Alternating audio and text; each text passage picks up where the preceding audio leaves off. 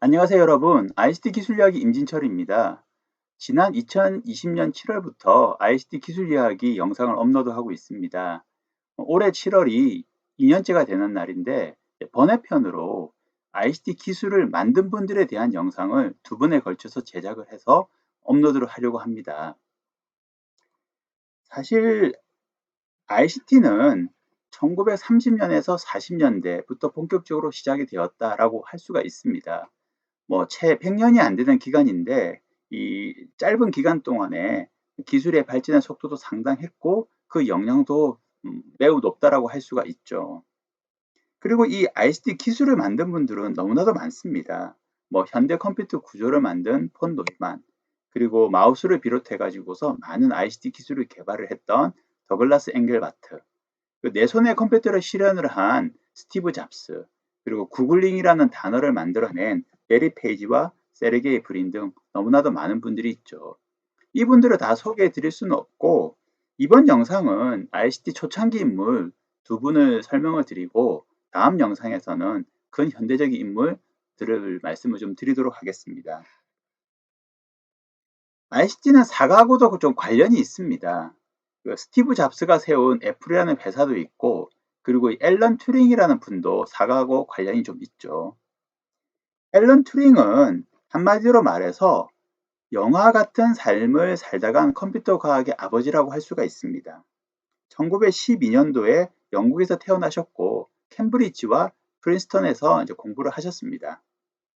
수학과 암호학 분야의 전문가셨죠. 그리고 앨런 튜링은 튜링 기계라는 것을 고안을 했는데, 요거는 긴 테이프에 여러 가지 기호들을 입력을 하고, 그리고 이 기호들이 사진에 정의되어진 규칙들과 만나게 됩니다. 그래서 기호와 규칙의 조합에 따라 가지고서 다양한 결합값을 만들어내는 기계라고 할 수가 있죠. 이것이 현대 컴퓨터의 알고리즘하고 상당히 유사합니다. 그래서 앨런 튜링을 현대 컴퓨터의 이론적 체계를 세운 분이다라고 사람들은 말하고 있습니다. 근데 사실 앨런 튜링이 유명해진 것은 2차 대전 시 독일의 암호 체계였던 애니그마 때문이었습니다. 2차 세계대전이 발발을 했고 독일은 애니그마라는 암호 체계를 사용을 했습니다. 이 암호를 해석을 하기 위해 가지고서 영국의 정보부에서는 전문가 집단을 구성을 했는데 튜링도 여기에 참여를 했었죠. 그리고 튜링을 비롯해 가지고서 이러한 전문가분들의 노력으로 인해서 애니그마 암호 체계를 해석을 할 수가 있게 되었습니다. 그리고 앨런 튜링은 이 암호 체계 해석을 위해 가지고서 본부라는 기계를 만들어냈었죠. 그리고 튜링이 2차 대전 당시에는 좋은 활약을 했지만은 사실 그 이후의 삶은 쉽지가 않았습니다. 전쟁이 끝나고 나서 튜링은 연구 활동을 계속했는데 집에 도둑이 들었어요. 그래서 훔쳐간 거는 크게 문제가 되지 않았는데 수사 과정에서 앨런 튜링이 동성애자라는 것이 밝혀졌죠. 당시 영국에서는 이제 동성애가 범죄였기 때문에 감옥에 가거나 또는 이제 화학적인 거세를 받아야만 했습니다. 이러한 과정을 튜링은 견딜 수가 없었죠. 그래서 결국 자살을 하게 됩니다. 그런데 자살했던 과정도 상당히 센티멘탈했습니다. 자살을 위해 가지고서 사과에다가 독극물을 집어넣고 나서 그것을 베어 물고 이제 돌아가시게 된 것이죠. 사실 한입 베어문 사과, 요거는 애플 로고로도 상당히 유명하죠. 그래서 스티브 잡스가 튜링을 추모하는 마음에서 이 애플의 로고를 이것으로 만들었다라고 사람들이 또 얘기를 했는데, 사실 애플에서는 그것은 아니다라고 공식적으로 얘기는 했습니다. 그리고 튜링을 추모하는 의미에서 이제 후대에 튜링상을 만들어냈죠. 이 튜링상은 IT 업계의 노벨상이라고 할 수가 있습니다. 아직까지 우리나라에서는 안타깝게도 수상자는 없습니다. 영화 같은 삶을 살다 가셨었는데 실제 영화라도 제작이 되어졌었죠. 이 베네딕트 컴버배치가 앨런 튜링으로 주연을 했던 이 이미테이션 게임이라는 영화입니다. 우리나라에서는 2015년도 2월 달에 개봉을 했고 저도 봤는데 상당히 재밌었습니다. 두 번째로 소개해 드릴 분은 베너바 부시라는 분입니다. 이분은 왜 우리가 컴퓨터 기술을 개발을 하고 발전을 시켜 나가야 되는지에 대해 가지고서 방향을 제시한 분이라고 할 수가 있습니다. 베나바 부시는 미국의 컴퓨터 전문가였고 그리고 맨하탄 프로젝트의 멤버였습니다.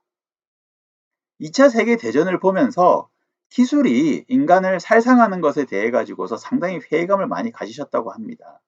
그래서 전쟁이 끝난 후에 As We May Think라는 논문을 통해 가지고서 기술은 인간의 지식을 확장하는 데 사용이 되어야 된다는 것을 상당히 주장을 하셨습니다. 그래서 인간 지식의 확장을 위해 가지고서 매맥스라는 기계 또한 고안을 하셨죠. 부시가 고안한 매맥스는 인간의 지식을 축적을 하고 공유하기 위한 도구입니다. 그래서 1, 2, 3, 4 번호가 있는데 1번은 지식을 입력하는 장치입니다. 오늘날의 스캐너나 키보드 같은 역할을 한다라고 보시면 될 것 같아요. 2번은 지식을 저장하는 장치인데 하드디스크 같은 것이죠. 3번은 지식을 검색하는 장치입니다. 오늘날의 검색 엔진과 유사하다고 볼 수 있겠죠. 4번은 지식의 출력 장치인데 모니터 같은 거라고 생각하시면 될 것 같습니다. 매맥스는 마치 오늘날의 컴퓨터하고 유사한 형태를 가지고 있습니다. 그리고 이 부시는 이 매맥스가 개인마다 가지고 있어야 된다라고 주장을 했고 그래서 퍼스널 컴퓨터 개념을 이때부터 이제 얘기를 하신 것이죠.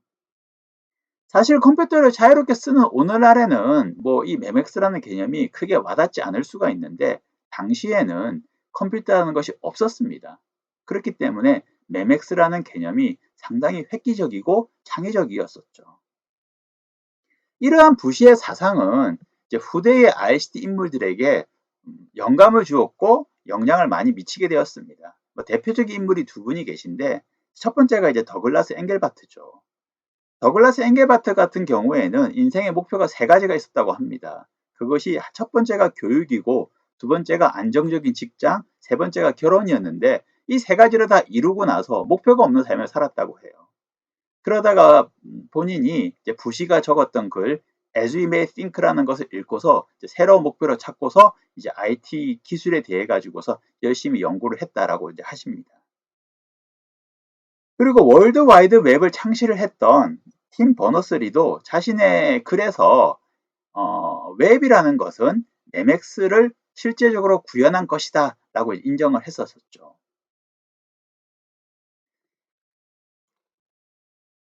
오늘 이제 ICT에 대한 이론적인 체계를 세우신 앨런 튜링과 그리고 왜 우리가 ICT 기술을 개발을 해야 되는지에 대한 방향성을 제시해 주신 베네르 부시에 대해 가지고서 알아보았습니다. 오늘 영상은 여기까지고요.